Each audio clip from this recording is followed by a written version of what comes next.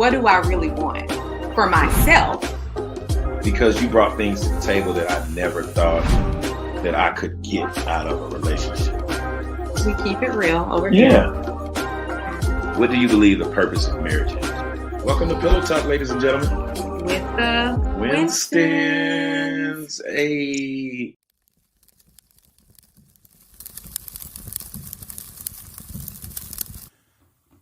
Welcome to Pillow Talk, ladies and gentlemen. We are back, episode 102, and I'm here with my counterpart. Hey. Welcome to Pillow Talk with the Winstons. That's like our little intro. You know, I have to do the AKAs for my wife. She has like several AKAs. So before she's introduced, I have to do this every episode. So, ladies and gentlemen, coming to the mic, we have AKA Misfit Wins, AKA Mabu, AKA you name it, the peace be within, all of the things that she is, AKA my babe, ladies and gentlemen, Delana Winston. I love it. Give it up for her. I love it. Thank you. You have so many, and there's so many personalities that go Lord. with them. Hence why we're wearing our I'm So Gemini shirts. I know. Because Geminis are known to have like split personalities. And so there's so many of us like inside. So shout out to my husband, Chef Kev, a.k.a. Kevin, a.k.a. Kev, a.k.a. Breeze, a.k.a. Babe, a.k.a. my boo, a.k.a. Babe. I love everyone. Well, I appreciate the warm welcome. And so today, we want to do a quick recap of last week's episode. If you didn't get a chance to listen, last week's episode was kind of like an intro to Pillow Talk, but we talked about how do you know when you met the right one, or how you know it when it's the one. So we unpacked that, but we didn't go deep into how to really do those things, but we gave you some cool solutions. We gave you our background. We gave you our story. So make sure if you get a chance, go check out that episode. It is live on Apple Podcasts, Spotify, and iHeart. So it's live. Hey, it's out there. So babe, one of the things that we talked about on episode 101 is we kind of talked about the fact that we have done couples therapy. Yeah. So we kind of wanted to dive into that topic for episode 2. Yeah, and what better way to do that than to have a special guest? But before we introduce our special guest, we got to do Misfits Fact check. Okay, so you guys know, if you listen to the first episode, like I am a show me, give me the proof. Mm-hmm. What do the statistics say? Like, I need to know, like, what are the facts? So I was curious to know how many couples actually participate in couples therapy. Because our topic, like we said, our topic is marriage maintenance. And so part of maintenance for us have been for us to go to counseling. Yeah. And so I wanted to just know, like, how many other couples felt the same way and do they participate in counseling? So what I found out was that it's about 80% of therapists in private practice offer couples therapy, and nearly 50% of married couples have gone through marriage counseling. So that's like half. So that's only half. That still hasn't even scratched the surface of the people who need it. And so I had no idea that not only was premarital counseling needed, but you also need the ongoing maintenance, as my wife said in the last episode, like your car. You can't drive a car without getting an oil change and putting the proper maintenance in your vehicle to make sure you're able to drive it, right?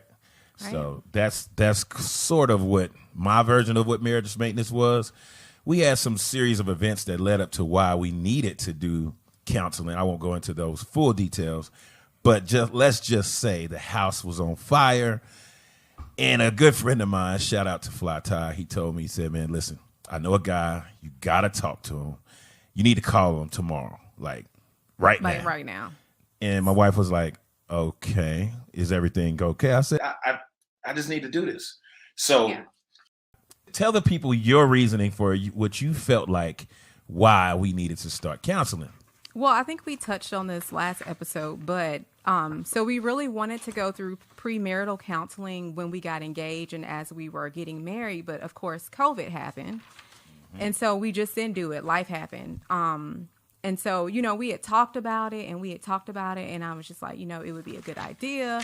And there were some tools that we looked up online and we were kind of using those things, but it still wasn't as effective as having an actual person that you're talking to who's kind of guiding you and mediating some things and keeping you accountable. That's the for word. the tools and the resources. Accountability. Yeah. That was it. So I think we got to a place where we kind of start unpacking some things, Yeah. you know, like really Pulling that stuff out the truly, bag. Yeah, packing the bags, and we can kind of talk more about that. Absolutely. But I think at that point, you know, Fly Tie came to the house and he was just like, wait a minute. This what's energy's going off. on? The energy's off. This is not like the Kev Delana I know. Yeah. Let me give you a resource that's going to really be a game changer for your marriage. Absolutely. And So, Kevin took the initiative and he made the call. So yeah, I made it the We're- emergency text message. So without further ado, ladies and gentlemen, I want to introduce our special guest. He is an executive director. Yes. He is a life coach. Yes. He is a father. Yes. He's a husband. He's a mentor that spanned the poorest and the most vulnerable citizen of professional athletes and affluent professionals across the nation. He is a champion of healthy models of fathering, manhood, and leadership. Ladies and gentlemen, put your hands together for Mr. Colin Pinkney. I hope I said that right. Give it up.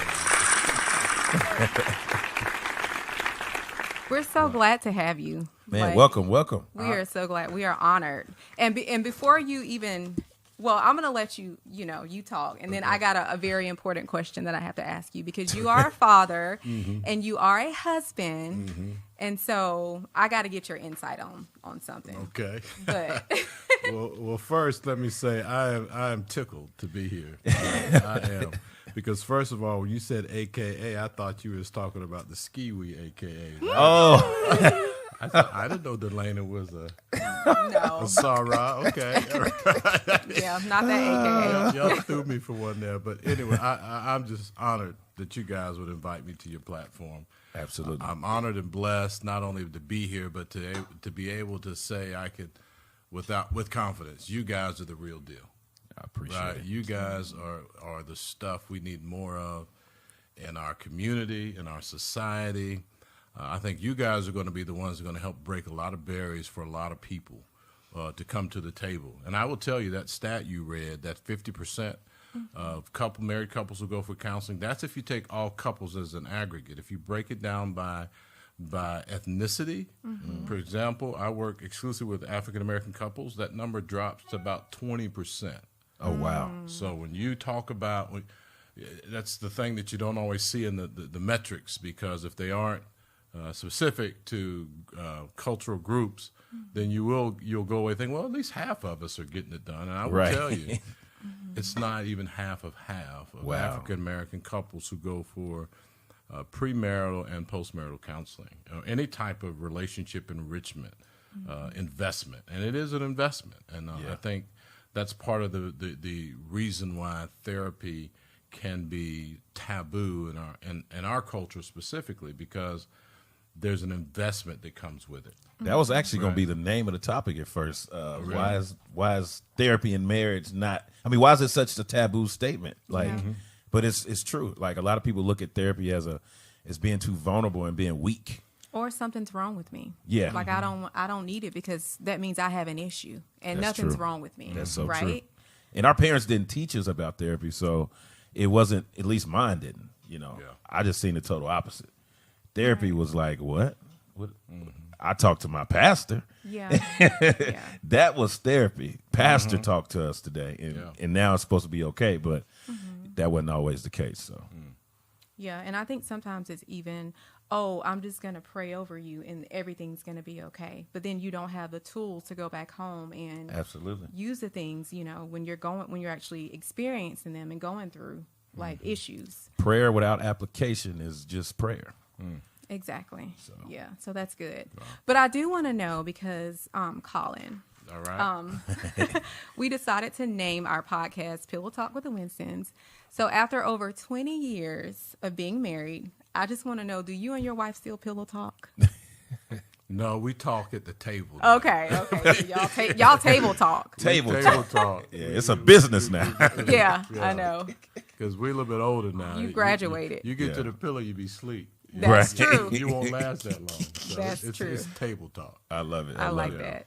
That's like good. I think every couple does it, and I believe that the biggest issue with the stigma of pillow talking is that you're gossiping, but it's our round table discussion for our marriage. Because if you look at marriage, it's similar to two businesses merging and they're going together into a new venture, and it's like a startup. So I believe that in startups and in any business, you have to have weekly meetings. You have to have daily check-ins. You got to have a vision, mission.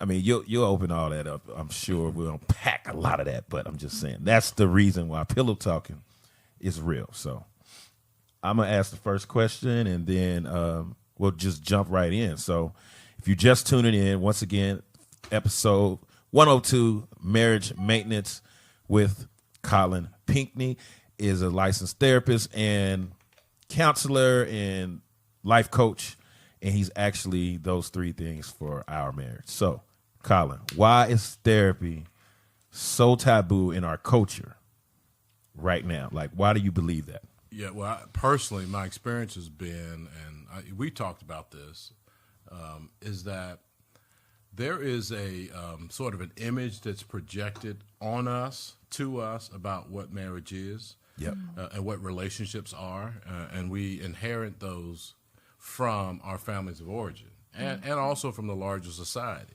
depending on what type of framework you had growing up. And so the taboo, what I find a lot of times, is that people have bought into an image of what wellness, success, healthy looks like, but they haven't been taught how to do that. Yeah. And so what people do is they prop themselves up to look like we're doing well. True. And so if we I call it worshiping the image, really is what I call it. It's like we're so driven by what we see, the outward image, that we want to project well because we're concerned about what people think about us. That's right? true. And so when it comes to therapy in our culture specifically, as I related that statistic to you, African-American couples, like other cultures, have certain stereotypes that we perpetuate within our own culture. And one is that if you look unhealthy, then that's sort of a negative, right? If you look like you need help, if you look weak, if you look incompetent, if you look, then there's a shame that goes with that, right? Yeah. And again, the image that we worship is, well, we can't be that. So let's not let you see me go to therapy because then I am that thing that I stereotype that I don't want to see or be. Yep. One of the therapists that I research a lot and does a lot of work around families of origin issues, Dr. Peter Scazzaro, who's actually a pastor, in a book he wrote called Emotionally Healthy Spirituality. This is a great resource for anybody who wants to start reading.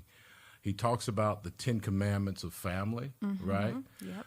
The 10 Commandments of family is the idea that we have inherently inherited these ways of behaving and acting from our families of origin. And some of those things are explicit, but most of them are implicit, right?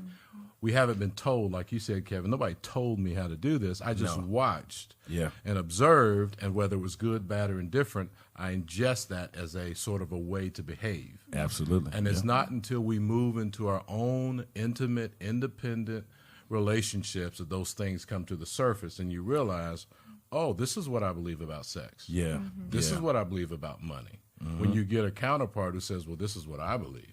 Yeah. Right. And so the taboo is that we've inherited these ideas, these images, and sadly for most of us, we never challenge those, what I call assumptions about what it takes to be in a healthy, happy marriage. Yeah, and life happens, when you go through all these different relationships and flings and all those things that you experience as a young adult, and then you realize, like, wow, I had no idea that I really was perpetuating something that I never really handled when I was younger, or something that I saw, like how some men might treat women.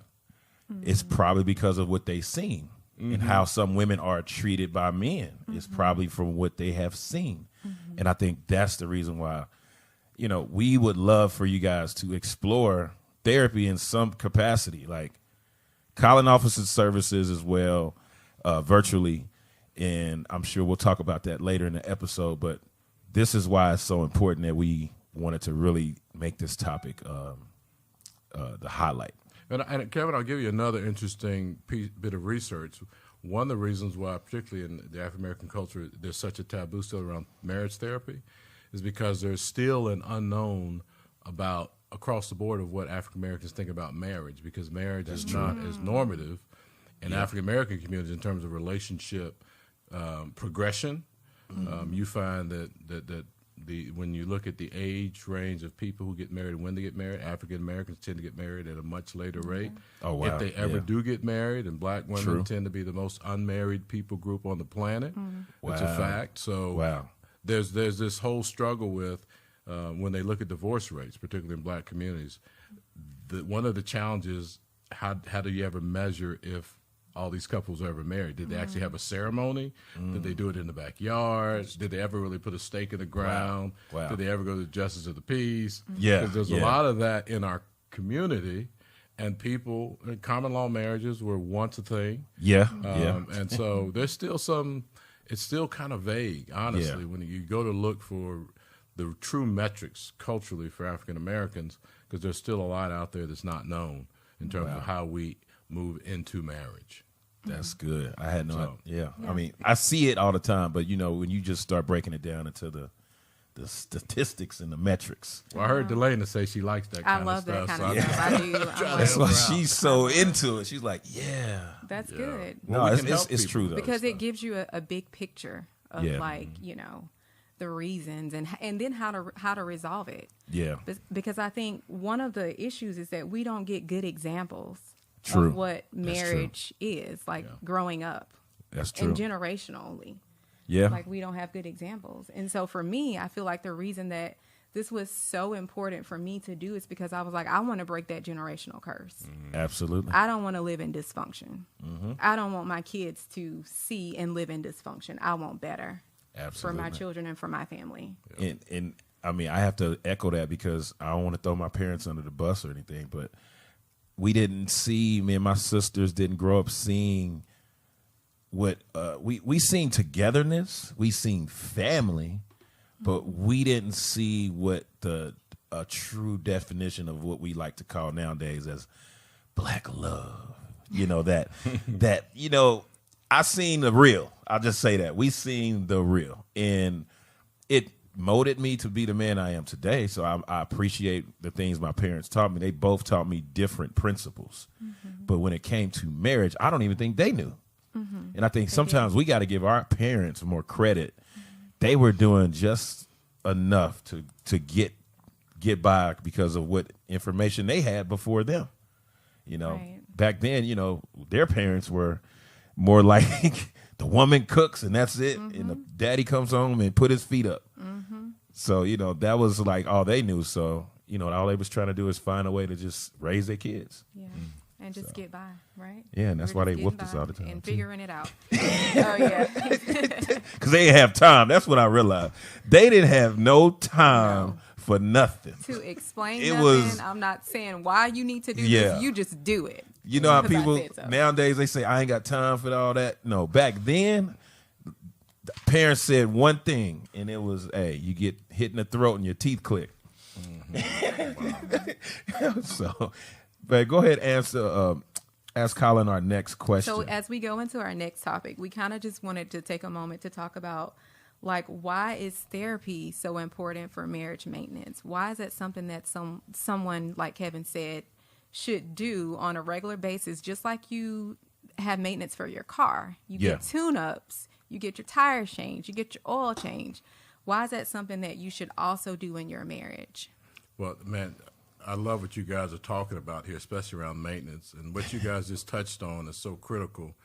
What I talk about is the noise factor when it comes to therapy and marriage maintenance is one of the issues that we have in this country, in this culture, is there's so much noise. There's so much noise about relationships, around relationships. Everybody's got an idea, a book, a seminar, a webcast, and even the ones who don't, not even just the noise about marriage, is the single person noise is out there, right? Oh yeah. Yep. And so when you move into a committed marriage relationship, you don't necessarily get to quiet that noise. That's right? true. Those things still exist, whether it's the mother-in-law who's still kind of picking at the relationship and pushing you towards something, or it could be a blended relationship and you've got children from two different relationships into play, and you've got that noise that's coming from other mothers, other parents that are speaking in.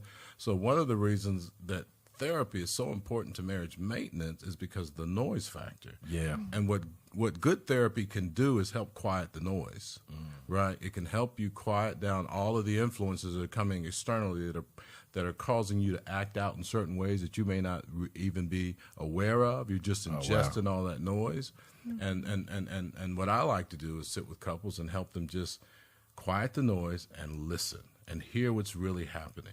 Not in what around you, but what's happening with you because of what is around you. There's some things you can't control, right? That's true. Think about your blended family issues. If there's a child that's part of another family and your family, and there's other things pressing in on that child that impacts your relationship, well, you can't do much about the other thing. No. But what you can do is how do you quiet that noise and say, what's going on with us right now? Right? Where are we at with this thing that's happening? What can we do to make sure we keep our boundaries, right? Remember that word? Oh, yeah. That was the word of 2021 for us. Ooh, yes. That's a whole nother episode. Yes. Yeah. But I got a neat story, too. I want to talk about this car maintenance because people typically use that because it makes sense, right? If we're talking about maintenance in cars and what that means, if you want a car to last a long time, you just got to do the maintenance, right? If you want it to run well, right? Yeah. So good. And the reason is because inside of an engine, car engine, there's a lot of friction happening, right? Yep. And what the maintenance does is it doesn't stop the friction; it just keeps lubricating the parts, right? And the things that get closest together and rub together, right? Think about that. It causes friction, Yeah. right? And you need lubrication to keep that thing from locking up, Yeah. right? Yeah. Yes, Yeah. you do. Good engine. Yeah. And I learned the hard way about that. I grew up a child of a single parent mother with 9 children. Oh wow. And I didn't learn much about quote unquote manhood stuff from a man. I learned it from my mom. And my mom taught me car maintenance this way. She said, Colin, when you drive a car, you got to listen for the ticking sound, and that'll let you know you need to change the oil. Y'all laughing, I'm telling you, that's the truth. Yeah, when your lifters start ticking in your engine. That's what Mama would say. Mama would say, listen for the ticking sound. Yeah. I was 15, 16 years old. I remember I bought my first car. I was 26, 27, bought my first brand new car, 3 miles on it. I loved it. I drove that car straight for 9 months, and it had a great sound system. So I was popping all my latest whinings and commission stuff, and it was loud. Yeah. And the problem was, because of that noise, I couldn't You hear Couldn't it. hear the noise. Yeah, you couldn't hear Until the tick. one day that car locked up on me, right? And I called the manufacturer. I said, look, this car is broken. You sold me a bad car. He said, Mr. Pinkney, you've driven in less than 9 months almost 20,000 miles. Oh wow. He said, did you ever think to check the oil? And I thought, this is what I said to him, God's honest truth. I said, well, I never heard the ticking sound.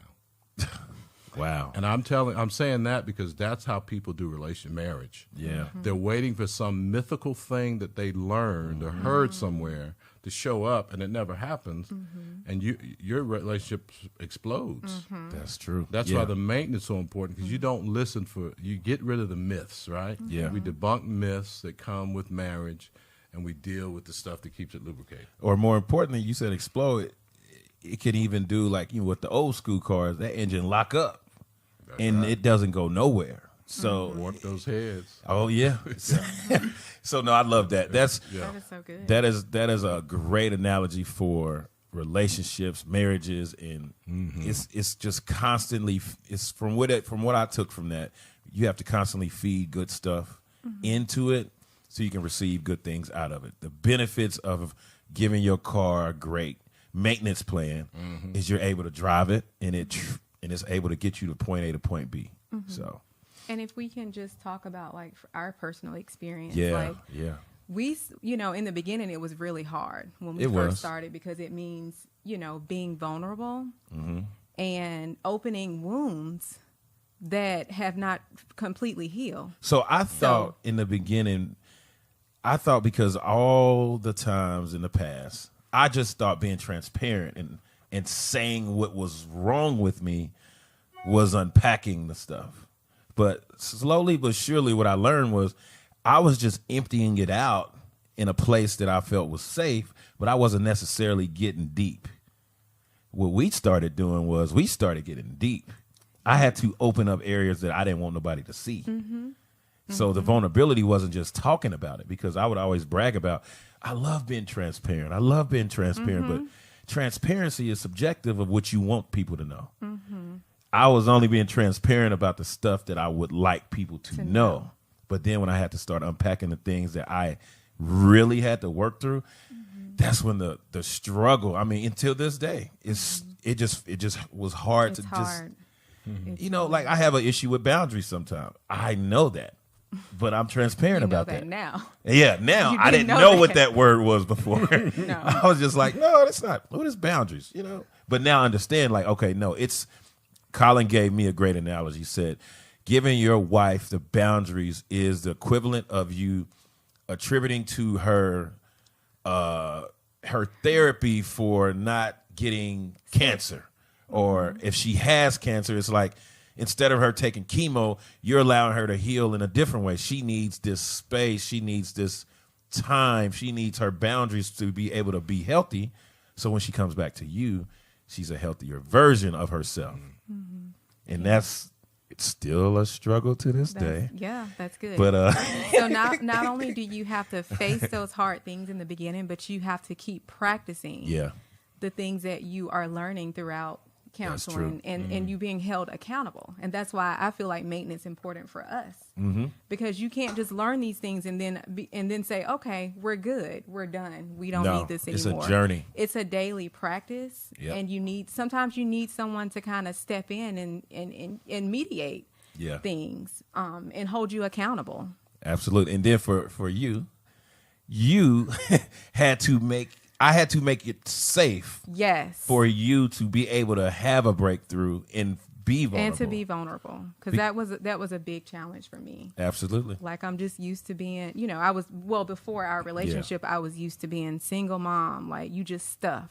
Yeah. You just stuff, and you keep going. You don't have time to cry. Yeah. You don't have time to talk about it. You get up and you have to work. You have to come home, take care of your child. And we don't talk about it. And that's also something that I learned, in my family. Yeah, yeah. Like with my parents, we don't talk about stuff. You just go. Yeah. And you don't deal with it. You stuff it.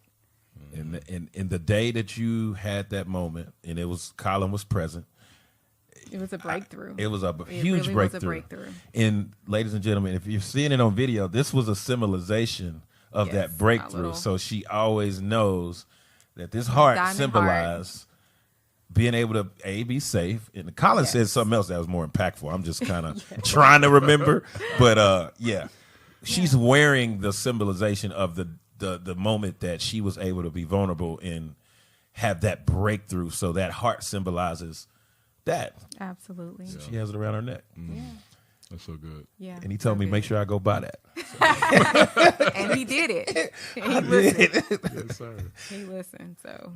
Okay. So next question. So if you're just tuning in again, this is Marriage Maintenance, Pillow Talk with the Winstons, and we have our special guest, Colin Pinkney, and we talked about why is therapy so taboo in our culture, why is therapy important for marriage maintenance, but now we're going to talk about what are the tools and resources that you can provide couples in today's day and age when it comes to marriage maintenance. What are the tools and resources? Yeah. Some tools, because I know there's several. Yeah, there are lots of. I just give you kind of an overarching understanding that I really try to work with couples is to for them not to lose their personhood in the context of going through the therapy, right? Because that's one of the reasons why people don't go through therapy, because they think I got to give up who I am. Yep. Right, I gotta be. Not, you mean I can't be who I am? I gotta change today. Right? And so, what's really important as a resource is to give people their own truth, right, about themselves, and let them hear that reflected in a non-judgmental way. That's good. Right, when people can hear who they are and not be judged for it, when they can reveal what they're thinking and what they're going through, the stuff that they think if somebody heard about it, they wouldn't like me anymore. But they finally get to do that and find out that nobody left you. Yeah. We're still here in the room, right? Love it. That non-judgmental truth is a tool that I know people are longing for. Oh yeah, They, absolutely. They don't know how to ask for it, right? And that's one of the key traps that people get in a marriage is they don't know how to ask for what they want. My wife tells what me that they all the need. time. I Yeah. don't know how to ask sometimes because I don't know how to present it. Yeah. Well, it's fear, right? So I think what we realize, then you move into, okay, if my personhood matters, then what's keeping me from presenting? Typically, it's a fear-based mindset that something before you came into my life taught me this way. Oh wow. And now that I'm here with you, the fear says, I'm not even going to tell you either. Wow. Right? And until you can get into a space of non-judgment, right? And that's the hardest thing because, right, our world is so judgmental, right? Think That's about true. the culture we're in right now. Yeah. If you reveal any of your dark, deep secrets, you're going to pay a price. It's you're going to lose your job. You're going to lose your marriage. You're going to lose. You can go to jail, whatever it is, right? Yeah. And marriage, I think, is a beautiful, mysterious relationship where we can be totally vulnerable. If we do it well, True. we can be vulnerable in a way that it doesn't weaken us, it empowers us, it strengthens us, and we can be authentic, and we don't have to pretend like I got it all together all the time, because who does, right? Who gets it right all the time?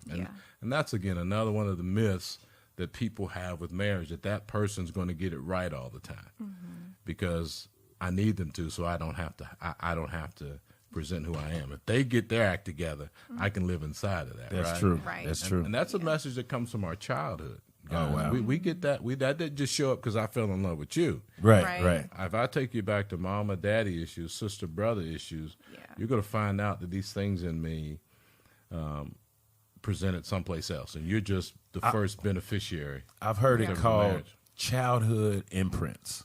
Oh yeah, Childhood Or imprints. attachment styles. attachment styles, or more fully ADEs, adverse developmental experience, or ACEs, adverse childhood experiences. Oh wow. Those are the things that shape. They could be various types of trauma. Something as simple as, for me, I'll give you an example. My mother used to always say to me when I was young, growing up, and when she'd introduce me to other family members and friends, she said, "This is Colin. He's my quiet, shy little boy. He doesn't say anything." And though that seemed innocent, Right. as a 7, 8-year-old boy whose daddy had just walked out on him, his whole identity going forward, and he had questions, a little boy who was wondering, what did that mean about me? It wasn't I had anything to say. I didn't know how to say it. And nobody would ask me, how do you feel, Colin? You had no permission. Exactly. And so my mother looked at me in my trauma and named it. And I accepted it. Yeah. And I brought it into my marriage. And my wife will tell you, one of my most diabolical traits was I was a quiet assassin. If you made me upset or disappointed, I just would talk to you for 3 days. Silent treatment. 3 days, right? And That's that me. was my way Yeah. of medicating my continued pain, my unhealed experience. Yeah. And so, again, the tools with that is just giving people the space to own their personhood, right? No, that's that's one good. of the key ones. And just, things like that. And I do that through talk therapy is one. Other multimedia platforms we use. There might be a video or movie to watch. Right? Apps. Yeah. And look outside of yourself and see the rest of the world and find out that you're not alone, right? Yeah, that's good. You're not the only one, right? Yeah. And that helps people a That- lot. That helps me a lot. So I love. I Yeah. think it's not comparison, but sometimes it is. It's like I want to really know that I'm not that. Okay, Colin told me this. So this is Colin's version, and I'll tell you the way that I perceive it. Colin's version is you're not that unique. Yes.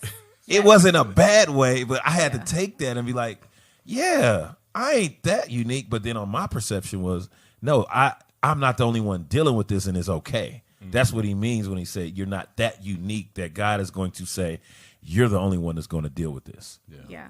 And I think that was like a aha moment for me to say. It was an aha moment. Wow. When he recommended the YouTube video for us to watch, Starting Over.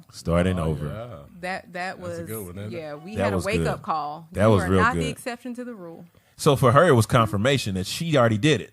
For me, it was confirmation that I rushed into this. Yeah. I didn't take enough time, but it was too late. I'm in there. I can adjust in the game. I can adjust the game plan. So I had to make an audible. And instead of throwing the ball so much, I had to run. I had to just take little yards at a time and still get a first down and not try to go for a touchdown every play. Because that's how I thought our marriage was going to be, and I got We needed realistic expectations. you said that in the beginning. I didn't believe you. We didn't have realistic expectations. And then COVID didn't help. It was No. like get married, get and then engaged the world is locked down. Oh, so my now God. it's just you and him, all the time, 24 hours a day, every day, every day. And then you got COVID. And exactly. then we got COVID. Yeah, we know. and got married in COVID. Yeah, I was about to Had a ask whole COVID. wedding. Oh my We are. goodness. Listen, we got the antibodies, so we good. No, but that was like an aha moment, and I think that was like it was huge to realize that it's not a bad thing that you're not unique. It's just the fact of someone else is dealing with something not just what you're dealing with, but even worse, and that you can get this too will pass. Tom Hanks was talking about that in this video the other day. Everything that happens, he just kept telling himself in his life, this too will pass, this too will pass, this too will pass. He's like, whatever you go through, this too will pass. You have to always start over. Period. This too will pass. Yeah, and added to that uniqueness, one of the things that we're designed for is connection. Yeah. Right? We are built for connection, and the enemy of our soul would have us believe that we can reject that connection because I'm special, I'm different, right? Yeah. I don't need connection, or I don't want connection, or I don't deserve connection. And yet that is the very impetus why we go into marriage, right? Yep.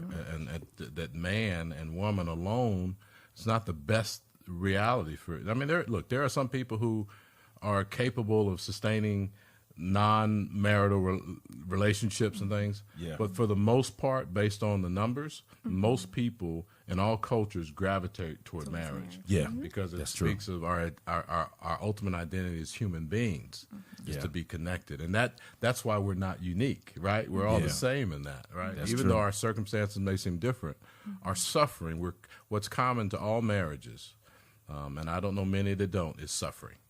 Right, but everybody's looking for the marriage that doesn't have it. And I'm Right. saying no, we all got it. Right. You're not special. You didn't get a No. pass. Exactly. So I love embrace that. it. Embrace it. And it's work, and that's Yeah. why you need So the good. tools and the resources to get through those like hard moments. And don't view work as a bad way. Work doesn't have to mean it's hard. It could be what? Simple. Simple. It's simple. Simple.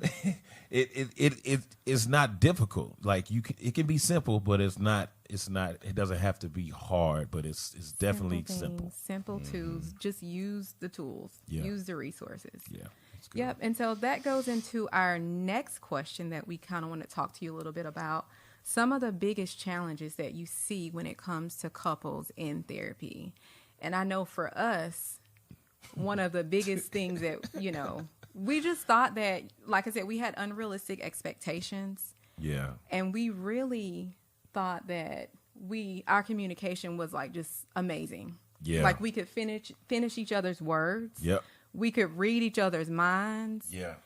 But then when, time passed and it's just like, yeah, we're not on the same page. Yeah. And We're not on the same page. It was at all. crazy. I felt some kind of way about that because I was like, you mean to tell me we not on the same page? How's that even, like, that doesn't even make sense.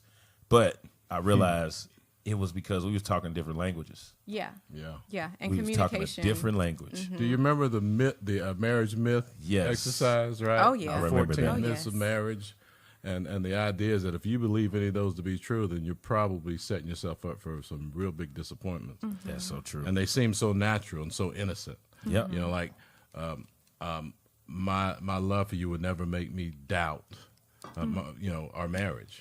Yeah. And that sounds nice and noble and romantic, but the truth is, couples go through those periods where they doubt themselves because of the harshness, the hard things that come up. And think about, remember chapter 4, Boundaries book? Boundaries. Oh yeah. Remember that? What would you say about chapter 4? You remember any of that? How that impacted you? The completeness versus complementariness? Oh, that my was so goodness. good. Was that free? That one right there was liberating. It was Right. liberating. That one was liberating because I'll let you talk more about it, but it was just like, I can't even go back and quote that book. Well, think of the societal trap that we all fall into, the romance, the romanticism, particularly Western culture, this culture we're in, particularly United States of America, particularly this generation, that holds up a sort of a model of relationship and romance that follows a set pattern that's based on the idea that the best marriage I'm going to have is when you come in and you complete me. Like, I'm not a whole person until I have you. Yeah. Yep. And the problem with that model is more likely you're going to bring the incomplete person, they're going to bring the incomplete person, and you're going to have an incomplete relationship. Yep. So the best work in marriage is when you can own for yourself being the right person rather than finding the right person. That's right? good. Yep. And then you move into a marriage where you, rather than complete each other, you complement one another. That's right. And differences are then valued and even celebrated, right? Yeah, that's true. One of the hardest challenges I found with couples is how they even recognize and celebrate their differences rather than judge them, right? I like to spend money, you like to save it, which is right, which is wrong. True. Right? And there are some couples, that's the dividing issue. And the sad reality is that money is innocent, right? Yeah. It's what we do with it, right? And who's to say saving some money is the best way, or planning for an elaborate vacation is not the best way, right? True. True. Because think about marriage maintenance. I encourage couples, you should be planning for elaborate experiences in your relationship, because there's enough noise out here that if you don't do it for each other, those empty spaces in you are going to be filled with something destructive, something addictive, something that's decaying, something that's friction, and so all these, and before you know it, you're out in the middle of nowhere wondering how you got there. That's true. So it's so important that we talk about marriage, we stand with truth, right? Yeah. That we're different. Yeah. Right. And that's what attracted us in the first place. So That's why true. are we getting this and you got all of a sudden be like me? Oh, dang, that's Right. good. Yeah, that's that's good. It's okay to be different. And That's I true. remember you telling us that, like, in a session, just the fact that, you guys were attracted by your differences. And now, like, You want it's to- the one thing that's kind of causing the friction and the Yeah. conflict. Yeah. So it's like, how do you meet in the middle? And that's crazy because that would be some of the smallest argument, but the biggest outcome in the argument. Yeah. Like, I really just deep down wanted you to look at it from my perspective Right. and be compliant. Right. Yeah, and see it my way. Right. And Versus- think about it how I think about it, Yep. and feel how I feel. Right. Yeah. Yeah. Like, I feel a certain way, but she's more like, hey, I don't really see it like that. And sometimes I've learned you don't have to allow you be okay. Yeah, and sometimes you have to agree to disagree. We Yeah. don't see it the same way, Yep. but I still love you. And, like, Yeah. I can understand why you feel that way, and you can understand why I feel that way. But it's okay. We don't have to agree on this thing. No, we don't. Well, Kevin, you said a key word there, and I want that to get missed. You said I learned, Yeah. right? And so I learned. when we talk about skills and tools and relationship, there is a skill set that is the opportunity. The opportunity to keep building the relationship is to keep learning and keep growing You know, most time we come to marriage, we're not complete. We haven't learned all that we can. And sometimes when there's friction, it's not about right or wrong. It's about what can I learn in this situation to just allow you to present. Yeah. Right? And not shut you down. Because then the message then is it's okay for you to be angry sometimes. It's okay for you to be sad sometimes. Right? And if we're not careful, though, the message is I'm not allowed to be angry. Yeah. I'm not allowed to be sad. True. I can't. I'm not allowed to feel rejection. That's if, true. If you walk out of here, am I not supposed to feel rejected? Right? And the prison that a lot of married couples get in is holding people hostage to. You're not allowed to own your feelings. Ooh, that's and that's good. and That's that's good. these tools we give you help you understand. No, own your feelings, but do it in a way, right, that it attracts rather than detracts. Right? And those tools are they're simple tools, right? Simple. Yep. That just if you just practice these versus the style you've been practicing since you were a little boy who didn't get your way on the playground. My goodness. Or you yeah. remember the story about the couple who had the $75,000 wedding? Did I tell you guys that one? No. Oh, no, you can tell About us that. that. I've got time to tell. I'll go quick. Yes. But Yeah, there- we got time. Yeah, we're good. Well, there was and this is kind of the work that helps people with tools, right? There was a couple, they were due to get married within 30 days, and by that time we're at the last session. We're only planning for the wedding. We're going over the ceremony, and the groom called me, pretty sad and upset. He said, "Look, I don't know if this is going to happen." Oh, man. And I was like, "Okay, what's going on?" He said, "Well, my bride told me today if she would have known that this is how I was going to behave, that she wouldn't have spent $75,000 on this wedding." Listen. And then Oh, my I didn't hear anything else after he said $75,000 because I've never done a $75,000 wedding. No. And I wanted to see what that was like. And I said, you didn't know that she had spent $75,000 on this wedding? He said, no, I left it up to her.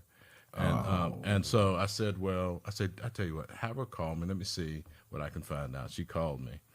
And I said, tell me about this wedding that you've been planning. She says, well, and here's where the unknown can really take us out.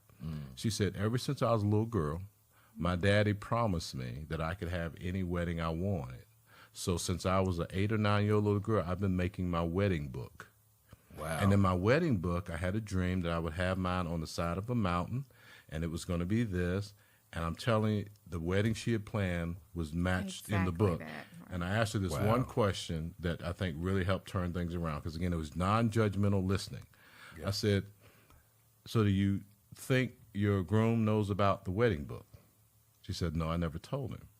Oh, wow. I said, well, what do you think he would say if you told him about the wedding book? She says, I don't know, but I guess I should ask. To ask. And so the next session was about allowing her to unpack her ideal wedding, not the marriage, just the wedding. The wedding, yeah. And all that meant to her because of who? Her dad. Yeah. And what we had to understand was, so he's living under her dad was a very wealthy man. Right. He's a hard worker. He was actually a physical fitness guy. Like, really? just started a business, had a few clients, and he's struggling to make it. And he's going to try and, do all this stuff, but he's not nowhere near adequate. Yeah. And the dad's already committed a down payment on their first home.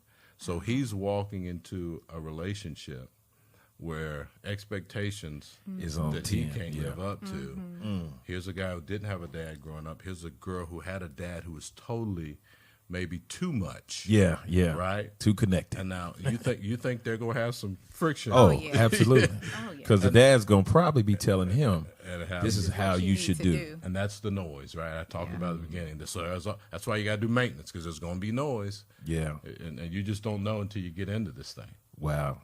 Yeah. Well, this was, I believe what we talked about. Just to recap everything, this has been great. Marriage maintenance. We touched on 4 major points. Why is therapy so taboo in our culture? Why is therapy important for marriage maintenance? What are some of the tools and resources you provide couples, and what are some of the biggest challenges when it comes to seeing couples in therapy and marriage? And I believe somebody's going to be blessed by what we talked about today. This is probably not good. your typical podcast that you listen to, because we're doing the work. This is what it looks like. Pillow Talk with us is us doing the work. This is what it looks like. And this is just episode 2.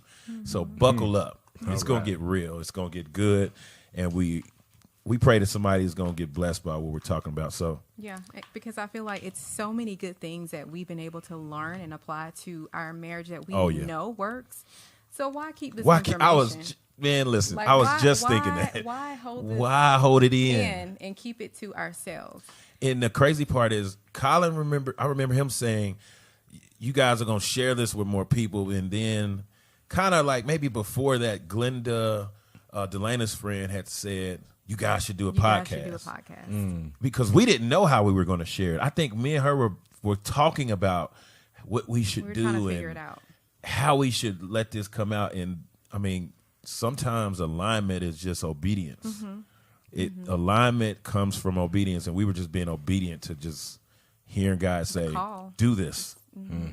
And here we are, episode 2. So we have Winspirations, and we have a Winspiration coming up, which is our episode segment where we talk about, what we're inspired by. It's Winston and inspiration married together. So our Winspiration for today is we're going to do how they do in the church. We're going to have Colin pray us out. Well, and I just want to, but I just want to add, because for every session that we've had, and it has just been just so amazing to do, like to close out and seal it, like everything that we want and we expect and we're believing, because we are people of faith. Absolutely. That we are believing for our marriage. And so Colin always closes our session out with a prayer. And so we wanted to ask you to do that. Oh, I'd be honored to. Okay. I'd be honored to. I believe that God designed marriage and he knows best how to make it work. And so let's invite him in to the audience today. Father God, we start with a thank you. Thank you for the miracle of technology that allows our voices to be heard in places that we aren't right now. And for people who hearts may be hurting or desperate or seeking, God, we thank you that they've heard this word and that they've heard your love for them. And we pray, God, that they would take the courage that they need, God, to take a step, to pick up a phone, to send a text, to ask for help. God, we know your word, divine order, is that if we ask, we receive.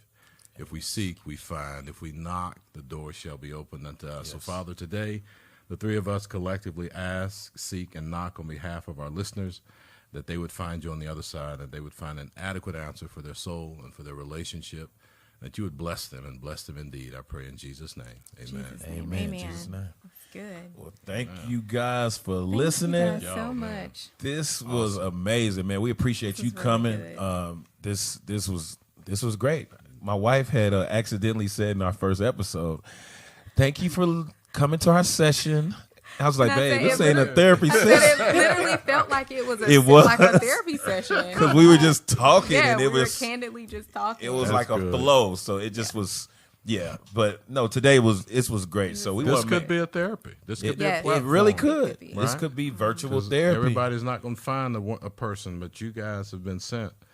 That's good. So hey, I receive it. Use it. And we want to make sure that we have you give any information on where people can contact you if they Do you do social media? I do, but Okay. I'm on Facebook and I'm on LinkedIn and Tell the people. I don't know the handles though. Oh, okay. I'm well, not that sophisticated. We will put it My in. name. We'll drop it. Yeah, we'll drop it when we put it in on our YouTube. On our YouTube and on our social media pages as well, and we'll share this.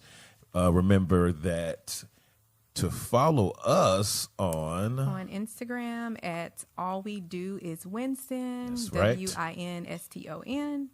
And then also, if you guys want to subscribe to our YouTube channel, which is All We Do Is Winston. We're on there, and this episode will be uploaded on our YouTube channel, so you can not just listen, but you can see us too. Absolutely. And here's a cool thing: we recorded this episode under an hour, so compared to all the other ones out there, ours will be shorter than what you have heard. For my people with ADHD. Right. Oh, Lord. This one. Yeah. And that's saying a lot. So, yeah. Yes. But no, guys, thank you for listening. This is, I was about to say, Keeping Up with the Winstons. This is episode 102, Marriage Maintenance. Pillow Talk with the Winstons. Thank you guys so much. What do I really want for myself? All right, we out. Because you brought things to the table that I never thought that I could get out of a relationship. We keep it real over Yeah. here. What do you believe the purpose of marriage is? Welcome to Pillow Talk, ladies and gentlemen. With the Winstons. Winstons a